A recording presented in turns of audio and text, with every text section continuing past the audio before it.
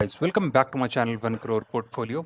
आज के इस डिटेल्ड वीडियो में हम बात करने वाले हैं विद्या वायर्स आईपीओ के बारे में।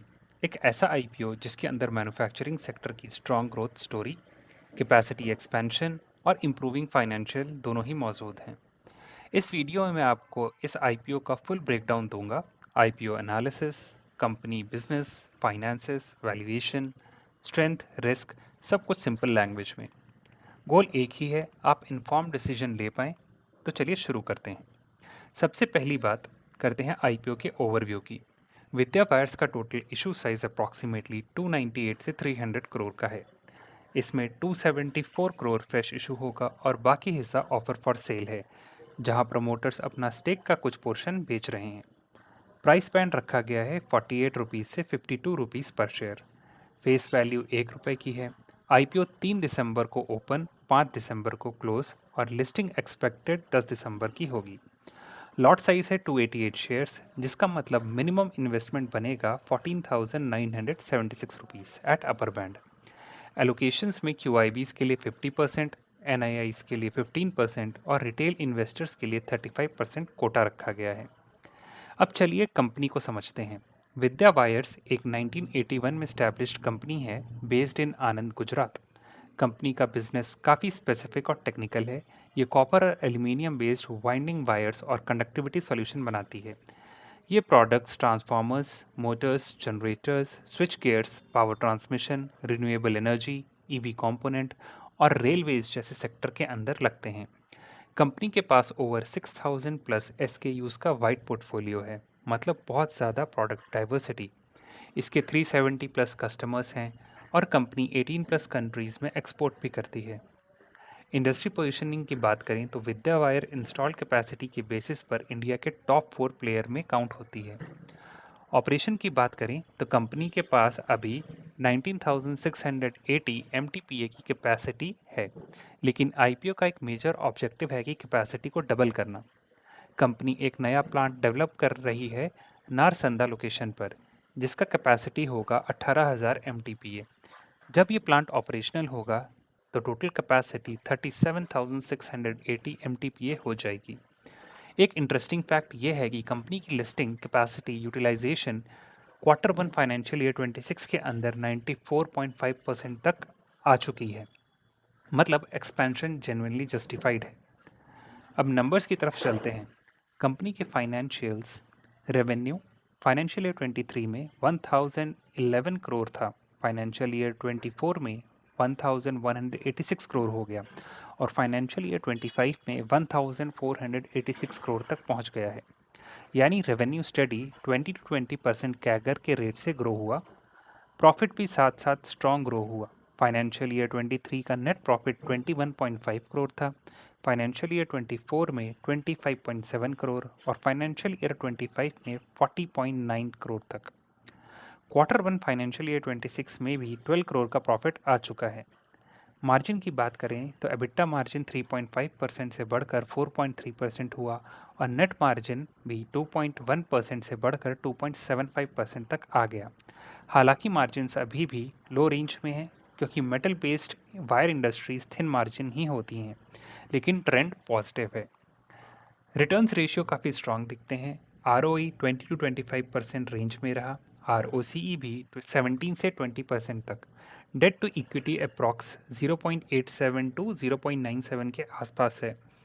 आईपीओ का एक major part approx 100 crore specifically debt reduction के लिए यूज़ होगा, जिससे बैलेंस शीट और स्ट्रांग बनेगी और इंटरेस्ट कॉस्ट रिड्यूस होगी। वैल्यूएशन का एनालिसिस भी ज़रूरी है। फाइनेंशियल ईयर 25 के हिसाब से कंपनी का प्री इशू ईपीएस 2.55 रुपीज़ का है और post issues diluted EPS approx 1.92 rupees का हो जाएगा। इस हिसाब से आईपीओ का पीई वैल्यूएशन पर इशू बेसिस पर 18 से 20 टाइम्स के आसपास है और पोस्ट इशू बेसिस पर 20 टू 27 टाइम्स के रेंज में आता है। अब पीयर कंपैरिजन का एंगल देखें तो प्रिसिशन वायर्स लगभग 53 टाइम्स पीई पर ट्रेड हो रहा है और Ram Ratna wires approximately 42 times के वैल्यूएशन पर ट्रेड करता है। तो रिलेटिव कंपैरिजन में विद्या वायर्स डिस्काउंट पर मिल रहा है, लेकिन एब्सोल्यूट वैल्यूएशन एक लो मार्जिन बिजनेस के लिए थोड़े इवैल्यूएटेड लग सकता है। मतलब ये वैल्यूएशन तब जस्टिफाइड होगा अगर कंपनी एक्सपेंशन के बाद अपना रेवेन्यू और प्रॉफिटेबिलिटी दोनों सस्टेन कर पाए। आईपीओ प्रोसीड्स का ब्रेकडाउन कैसे होगा वो भी देख लेते हैं। पहला, अराउंड 140 करोड़ नई प्लांट के केपेक्स में जाएगा जो कंपनी को ऑलमोस्ट डबल कैपेसिटी देगा। दूसरा, 100 करोड़ का डेट रिपेमेंट होगा। और तीसरा, वर्किंग कैपिटल और जनरल कॉरपोरेट नीड्स के लिए फंड रखे गए हैं। स्ट्रेंथ्स की बात करें तो सबसे पहला पॉइंट है कंपनी का extremely diversified portfolio. 6000 SKUs means customer dependency low, product dependency low और रिस्क भी लो। दूसरा, 370 plus customers and 18 plus export markets, client base काफ़ी वाइड है एंड स्टेबल है। तीसरा, high utilisation level shows strong demand, company का ROCE और ROE भी अट्रैक्टिव रेंज में है। चौथा, कंपनी अपने इंडस्ट्री में टॉप कैपेसिटी होल्डर में आती है। और सबसे इम्पॉर्टेंट, एक्सपेंशन का टाइमिंग परफेक्ट लग रहा है जब यूटिलाइजेशन ऑलरेडी 90% प्लस है। तब कैपेसिटी डबल करना लॉन्ग टर्म ग्रोथ को सपोर्ट करता है। लेकिन साथ ही कुछ इंपॉर्टेंट रिस्क भी आते हैं जो हर इन्वेस्टर को पता होनी चाहिए। सबसे पहला रिस्क है कमोडिटी वॉलेटिलिटी। कॉपर और एल्यूमिनियम के प्राइसेस काफ़ी फास्ट मूव करते हैं और ऑल्दो पास थ्रू मैकेनिज्म होता है, शॉर्ट टर्म इम्पैक्ट मार्जिन पर आता है। दूसरा, मार्जिन लो रहता है, 2 से 3% net margin, so any operational issue impact profit immediately. तीसरा, बिजनेस वर्किंग कैपिटल हैवी है तो रिसीवेबल रिस्क या कैश फ्लो प्रेशर आ सकता है।